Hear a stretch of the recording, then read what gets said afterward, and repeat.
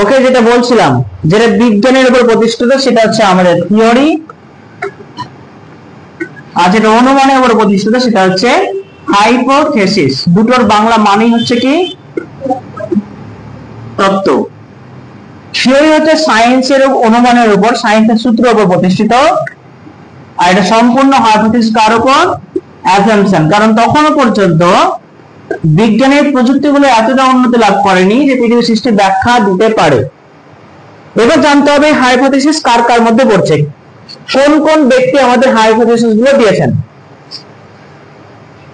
শুরুতে দেখবো আমরা, যেটা তোমাদের সিলেবাসে আছে সেটা হচ্ছে গ্যাসিয়াস হাইপোথেসিস অফ, কার বলতো? এক নম্বর দিচ্ছে গ্যাসিয়াস হাইপোথেসিস, কে দিচ্ছে? Immanuel Kant. নাম শুনেছ? Immanuel Kant. কত সালে দিচ্ছে? 1755, রাইট? এরপরে গ্যাসিয়াস হাইপোথেসিস কিছু ত্রুটি আছে বা ছিল, সমালোচনা করেছে অনেকে। তখন এই গ্যাসিয়াস হাইপোথেসিসকে মডিফিকেশন করলো এবং চলে এলো কে? পিরে ডি ল্যাপ্লাস। কে এলো? ল্যাপ্লাস। তার এই তথ্যকে বলা হচ্ছে কি নেবুলার হাইপোথেসিস। নেবুলার হাইপোথেসিস। তখন ছিল সাল 1796। এরপরে অনেকেই দিয়েছে তোমাদের, এই দুটো সিলেবাসে আছে, সঙ্গে আরো আছে তোমাদের ফিডেল হাইপোথেসিস আছে। কে দিয়েছিল? Jeans and Jeffreys. Jeans and Jeffreys. আমরা এক এক করে সমস্ত হাইপোথেসিস নিয়ে আলোচনা করব। ক্লিয়ার? এখন অনেকেই দিয়েছে যেগুলো তোমাদের সিলেবাসে নেই। আছে প্ল্যানেটেসিমাল হাইপোথেসিস আছে, আছে রাসেলের বাইনারি স্টার হাইপোথেসিস আছে, আছে বয়েলের সুপারনোভা হাইপোথেসিস আছে, সঙ্গে আছে স্মিথিসের ইন্টারস্টেলার হাইপোথেসিস। আর আধুনিকটা কি আমি বললাম? Big bang theory. সবচেয়ে ইম্পর্টেন্ট তোমাদের যেটা, সেটা হচ্ছে গ্যাসিয়াস হাইপোথেসিস অফ কান্ট। সেটা আমরা দেখব।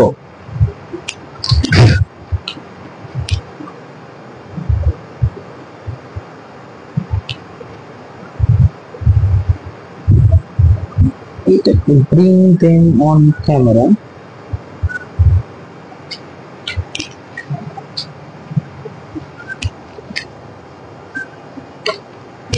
বুঝি?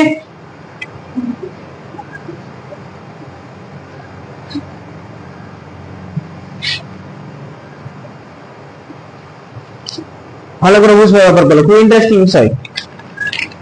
আমরা প্রথমে আলোচনা করব গ্যাসিয়াস হাইপোথেসিস। জিনিসগুলো ডায়াগ্রাম গুলো লিখে নিবা, ঠিক আছে? তাহলে দেখবা এইটা শোনার পর কিন্তু আর হাইপোথেসিস নিয়ে কোনো সমস্যা হবে না।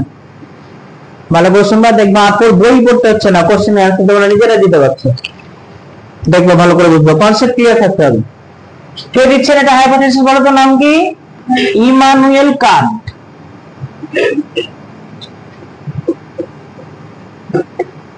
কত সালে দিচ্ছেন? 1755, 1755 খ্রিস্টাব্দ, রাইট? কোথাকার ব্যক্তি ছিলেন ইমানুয়েল কান্ট? ছিলেন জার্মান ফিলোসফার।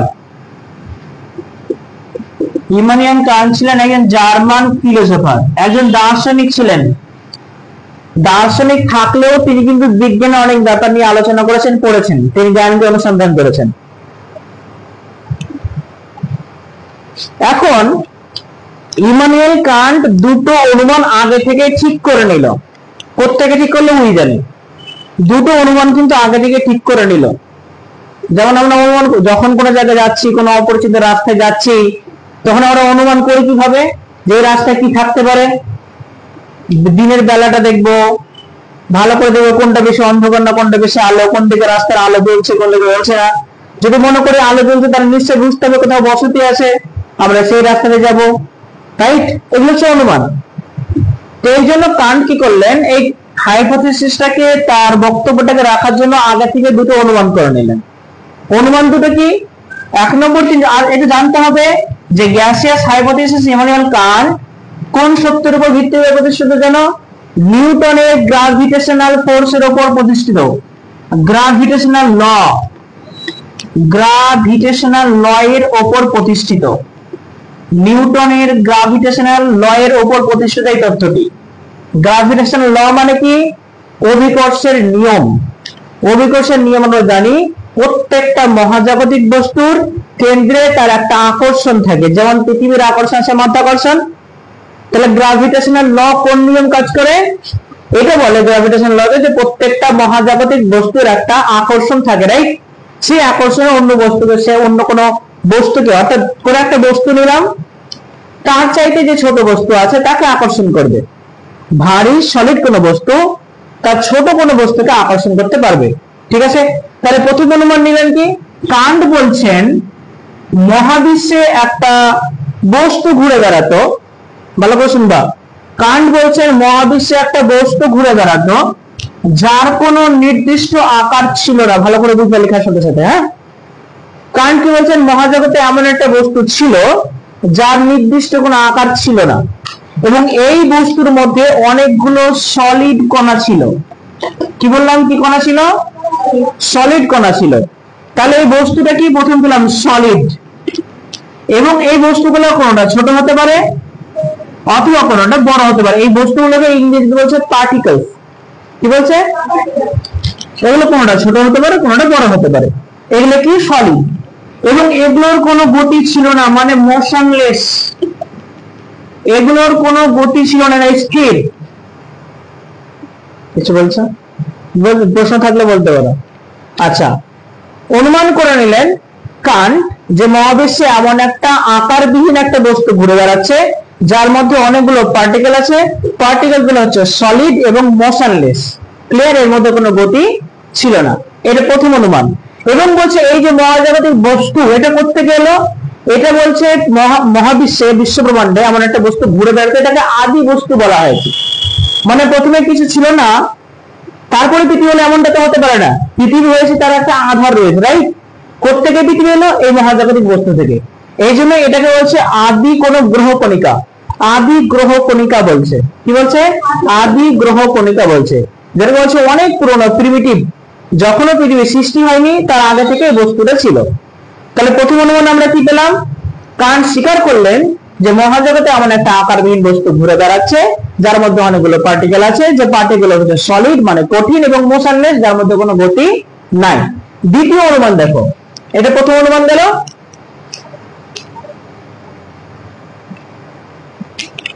দ্বিতীয় অনুমানে বলছেন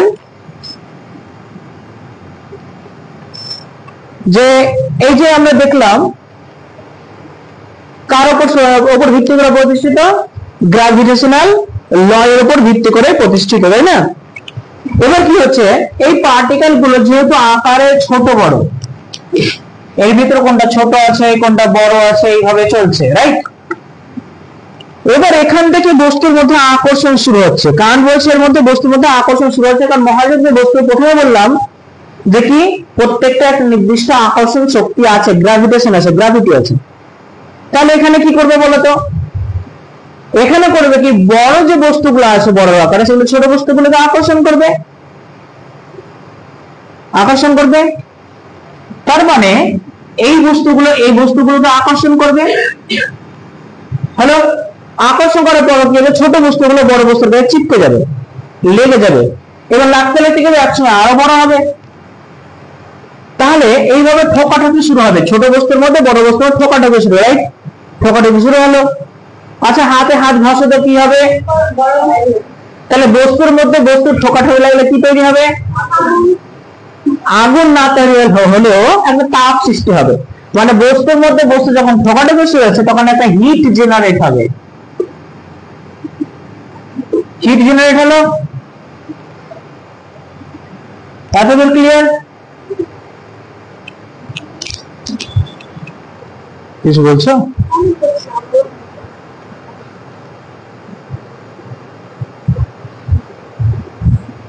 হিট জেনারেট হবে, রাইট? আচ্ছা, ধরো যে একটা তুলো নিলা, তুলোর মধ্যে জল দিলা, তুলোটা কি হবে? চুপসে যাবে, আকারে ছোট হবে। ভিজে তুলোটা এবার 1 ঘন্টা রোদে রেখে দাও, আর কি হবে? আকারে কোনো পরিবর্তন হবে না। আগে যে আকারে ছিল সেই আকারে চলে আসবে না, তাহলে ছোট বস্তু তাপের জন্য কি হচ্ছে, বড় হচ্ছে। তাহলে হিট যেমনই জেনারেট হবে, এই বস্তুটা কি হবে, আকারে কি হবে, বড় হবে, মানে প্রসারণ ঘটবে, এই বস্তুটা কি হবে, প্রসারণ ঘটবে। ধাক্কা লাগছে, ধাক্কা লাগাটা হচ্ছে কলিশন, সংঘর্ষ। একটা বস্তুর মধ্যে আরেকটা বস্তু সংঘর্ষ লাগছে, সংঘর্ষ লাগার পরে হিট তৈরি হচ্ছে, হিট তৈরি হওয়ার ফলে কি হচ্ছে, বস্তুটা আকারে বড় হচ্ছে, বড় হয়ে কি হচ্ছে, প্রসারিত হচ্ছে, রাইট। তাহলে প্রথমত দেখলাম যে ঘর্ষণ লাগার পরে তাপ তো সৃষ্টি হলো, আকারে বড় হলো। এবার বলতো যখন ঘর্ষণ সৃষ্টি তাপ তৈরি হলো, আকারে বড় হলো, এবার কি তাপটা সেম থাকবে নাকি বাড়বে নাকি কমবে? তোমাদের আইডিয়াটা কি বলে, এই তাপটা একসময় গিয়ে বাড়বে নাকি কমবে? কমবে। কেন, কিছু আইডিয়া? দেখো আমি একটা এক্সাম্পল দিচ্ছি। রুম হিটার, তোমার বাড়িটা হচ্ছে, তোমার ঘরটা হচ্ছে 8x8 ফুটের ঘর, তোমাকে ঠান্ডা লাগছে, সেটা দিন তুমি একটা রুম হিটার কিনলা, এখন তুমি আরাম বোধ করছো, রুম হিটার ওইটাই। এখন তুমি কি করছো, ছোট ঘরটা পরিবর্তন করে ওই রুম হিটার নিয়ে বড় ঘরে চলে গেলা, 16x16 ঘরে চলে গেলা, এখন কি হবে, তাপ লাগবে? লাগবে, অল্প লাগবে। রুম হিটার তো সেম আকারে, সেম একই তাপ জেনারেট করছে, কিন্তু তাপটা কম হচ্ছে। ওই রুম হিটারকে আরো বড় হলে নিয়ে চলে যাও, তখন তুমি অনেক দূরে থাকে, কাছে থাকলে হয়তো কিছুটা তাপ পাবা, দূরে গেলে আর তাপ পাবা না। মানে রুম হিটারের আয়তন অতটুকুই, কিন্তু হলের আয়তন বেড়ে গেছে, তাই তাপটা লাগছে না। তার মানে যখন আয়তনে প্রসারিত হবে তখন আর তাপ থাকবে না, তাপটা আস্তে আস্তে কি হবে, কমবে। আর আমরা জানি হিট তৈরি হলে হিটটা একসাথে লস হবে, কারণ তাপের যেমন সৃষ্টি আছে তাপের ধ্বংসও আছে। একটা লোহার জিনিসকে গরম করো, কিছুক্ষণ রেখে দাও, লোহা তাপ বর্জন করে একসময় ঠান্ডা হয়ে যাবে, যার সৃষ্টি আছে ধ্বংস আছে, তাপ উৎপন্ন হলে তার লস হবে, রাইট। তাহলে একসময় কি করে তাপ লস হতে শুরু করলো। এবার বলো, যে তুলোটাকে আমি তাপ দিয়ে শুকিয়েছিলাম, বড় করেছিলাম, হঠাৎ বৃষ্টি চলে এলো, তুলোটা আবার কি হবে, আগে গরম ছিল, তুলোটা উষ্ণ ছিল, এখন শীতল হয়ে যাবে, আরো চুপসে যাবে। তার মানে এই জিনিসটা আরো চুপসে যাবে এবং ছোট হতে থাকবে, তার ফলে আরেকটা জিনিস তৈরি হবে। হিট যখন সৃষ্টি হলো তখন কান্ট বলছে এর মধ্যে ঘূর্ণন সৃষ্টি হবে। ভালো করে বোঝো, কান্ট বলছে যখন ঘর্ষণ আরো বেড়ে যাবে, কলিশন আরো বেড়ে যাবে, তখন এর মধ্যে একটা ঘূর্ণন সৃষ্টি হবে, জিনিসটা কিন্তু ঘুরতে লাগবে। ভালো করে বুঝে নাও, জিনিসটা কি হবে। এবার হলো টেনিস বল দেখেছো, উপরে লোম থাকে, কভার দেওয়া থাকে, জলে ভিজিয়ে দাও, এখন গোল করবে, বন বন করে ঘোরাও, কি হবে বলো, জলে ভেজানোর পরে বলটাকে গোল গোল করে ঘোরাও, কি হবে, জলগুলো ছিটকে বেরিয়ে যাবে না, মানে বেরিয়ে যাবে না, ঠিক। তাহলে এর মধ্যে যখন ঘূর্ণন সৃষ্টি হলো তখন দুই ধরনের শক্তি তৈরি হলো, দুই ধরনের বল। একটা হচ্ছে কেন্দ্রমুখী বল, যেটা ভিতর দিকে টানছে, আর একটা হচ্ছে বহির্মুখী বল, যেটা বাইরের থেকে বস্তুকে ছিটকে ফেলে দিচ্ছে। এই জায়গাটা ভালো করে বোঝো, ঠিক আছে? বুঝতে পারছো? কোনো সমস্যা? দৃষ্টি বুঝতে পারছো? সুমনা বুঝতে পারছো? ভালো লাগছে? Good.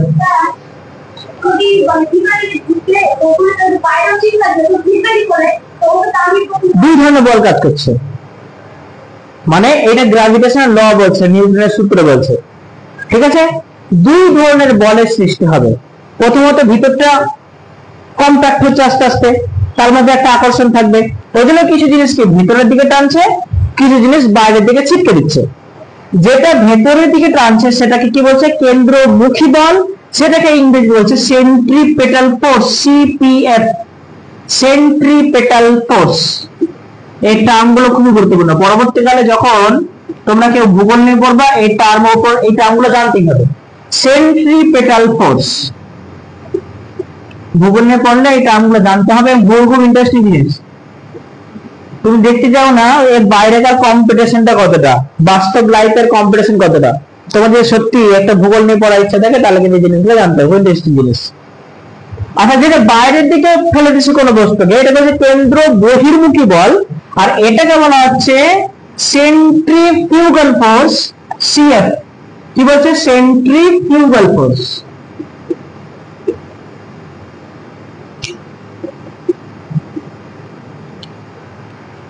Centrifugal force, centripetal force, centrifugal force.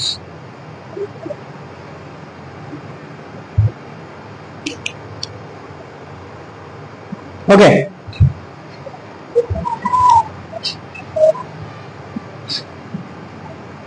মুছে এটা মুছে দেবো, লিখে নাও।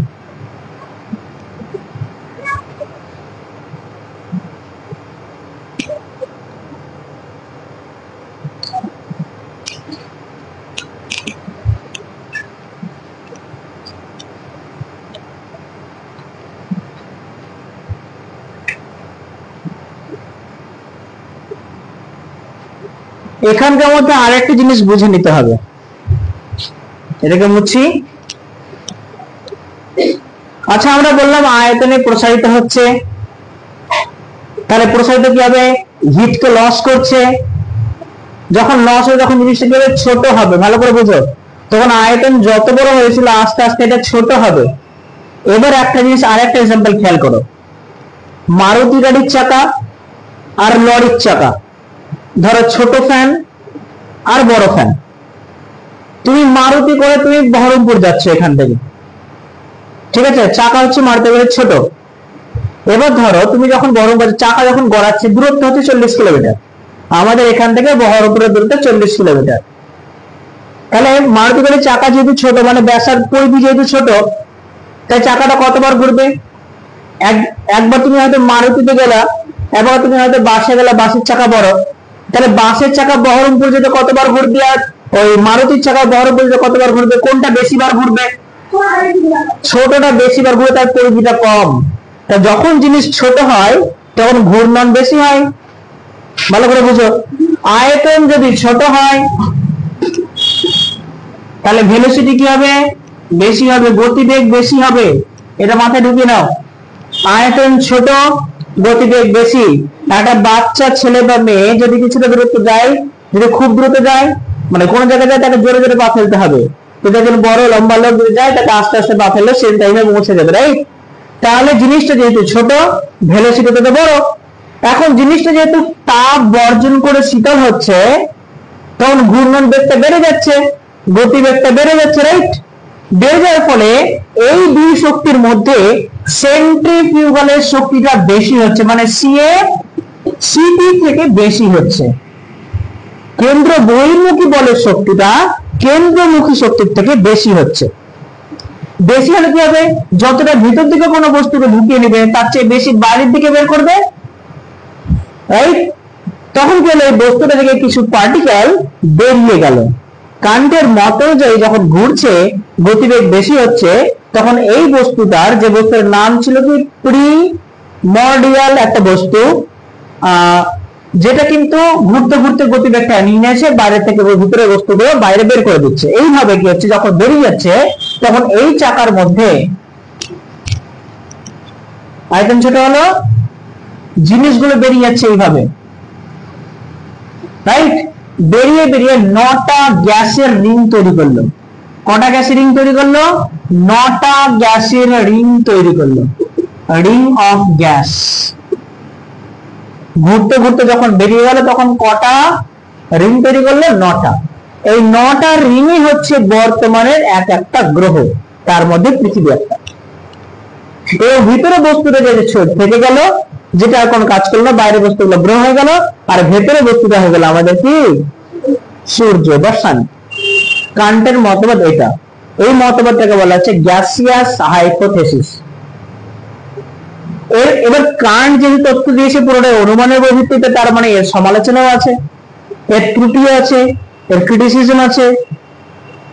তাহলে এবার তথ্য থেকে দেখার পর তোমাদের মনে কোন প্রশ্নটা ভেসে আসবে? প্রথমেই বলো কোন প্রশ্নটা আসতে পারে মাথার মধ্যে?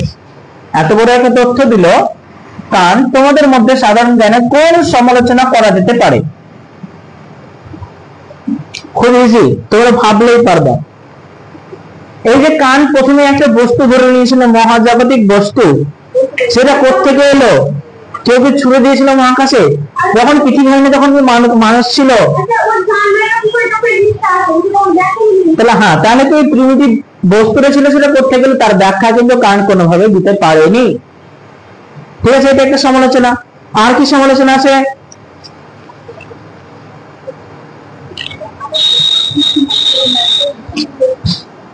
না থাক সমস্যা নেই। এটা কেন বলে bring them on camera? Ibrahim শিখে যাচ্ছেন,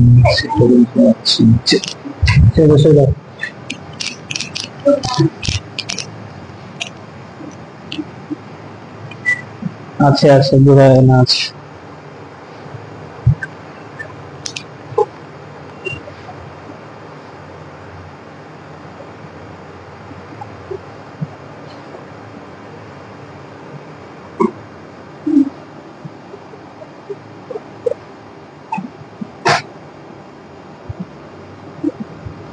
আচ্ছা কান্ট বলেছিল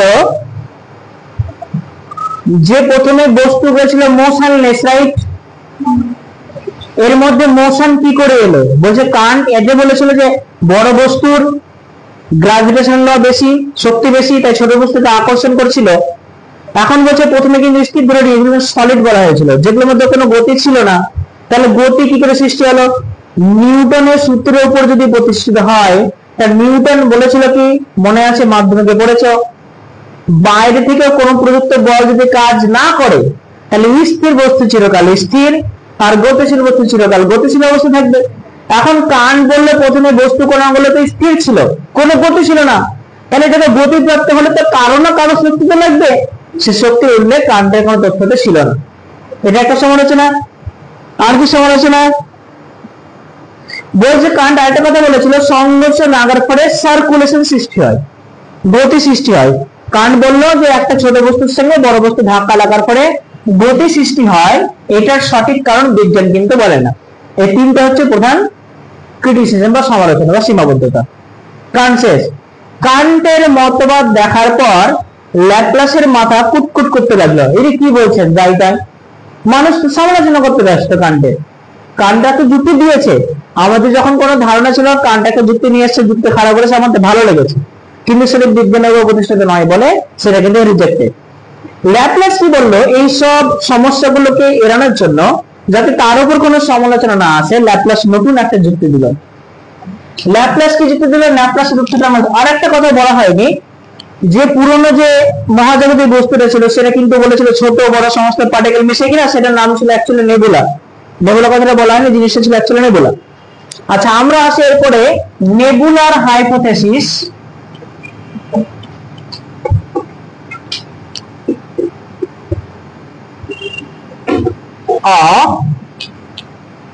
पीरे डी लैप्लास, नाम तो सुना ही होगा, सुनेছো? पीरे डी लैप्लास, लैप्लास শুনেছো, ল্যাপটপ তো শুনেইছো, ল্যাপ্লাস আর নতুন করে শুনে নাও। ইনি কি করলেন, কান্টের মতবাদ মেসেজ আসলে এরকম হয়ে যায়। আচ্ছা মডিফিকেশনটা দেখি।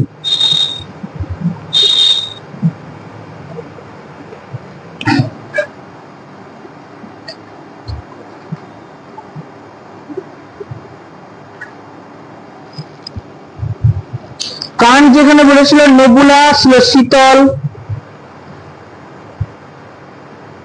এবং কি ছিল, সেখানে ধাক্কা ধাক্কি লেগেছিল, এবং ধাক্কা ধাক্কি লাগার ফলে তাপ তৈরি হয়েছিল। ল্যাপ্লাস কিন্তু আগে থেকে বলে দিচ্ছে তার সমস্যা, তার ত্রুটি, তার যুক্তিগুলোকে এড়ানোর জন্য, তার ভয়গুলোকে, সমালোচনাগুলোকে এড়ানোর জন্য আগে থেকে বলে দিচ্ছে নেবুলাটা ছিল প্রথম থেকেই হট।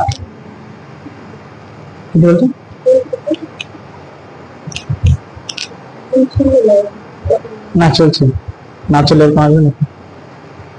আগে থেকে ল্যাপ্লাস বললেন কি এই নেবুলা হচ্ছে হট। দেখো কান্ট কি বলেছিল, কান্ট বলেছিল ঠান্ডা, মোশনলেস, আগের থেকে গরম। ওকে, তার মানে এবার ল্যাপ্লাসের উপর কোনো প্রশ্ন কেউ তুলতে পারবে না।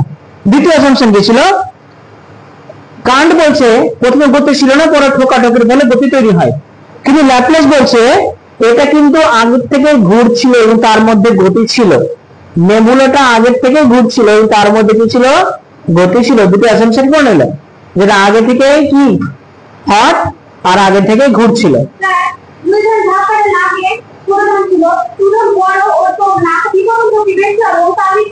আকর্ষণে ছিটকে যাচ্ছিল, ছোটগুলো বড় গায়ে ছিটকে যাচ্ছিল, ফলে আকারে বড় হচ্ছিল।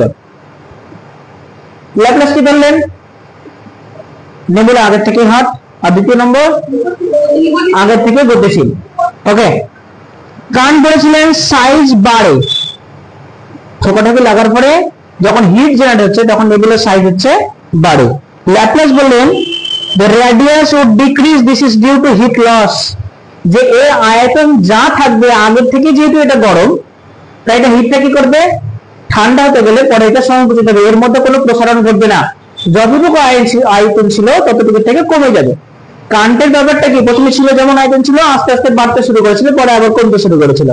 কিন্তু ল্যাপ্লাস যেহেতু আগের থেকে বলে দিয়েছেন হট, তাহলে এক্সট্রা করে প্রসারণের দরকার নাই, এটা যখন হিট লস করবে তখন এটা কি হবে, সংকুচিত হবে, আয়তনে ছোট হবে।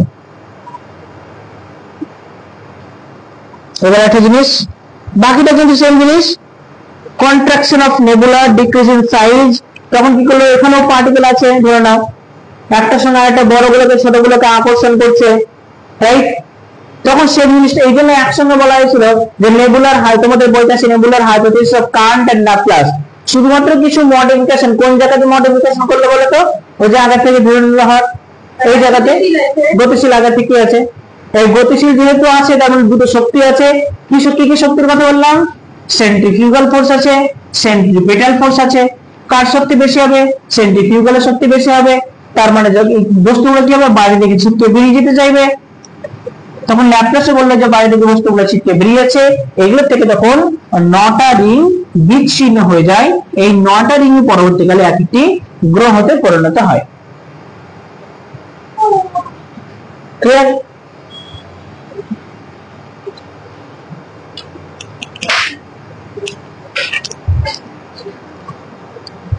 কেটে দেবো,